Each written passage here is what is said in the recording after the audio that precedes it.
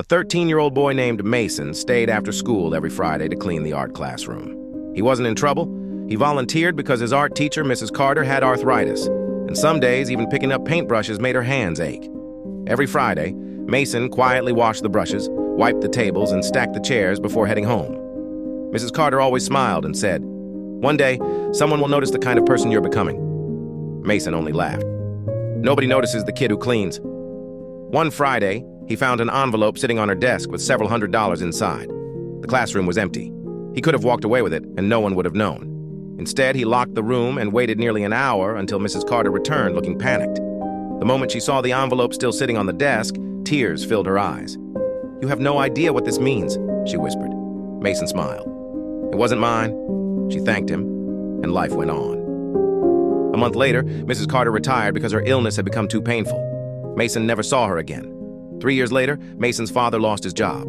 Bills piled up, and one evening, Mason quietly packed away all his art supplies because he knew his family couldn't afford college anymore. The following week, his principal called him into the office. "There's someone here to see you." Mason walked inside expecting bad news.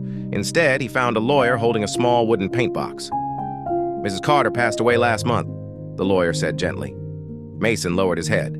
The lawyer continued, "She didn't leave you money." Mason looked confused.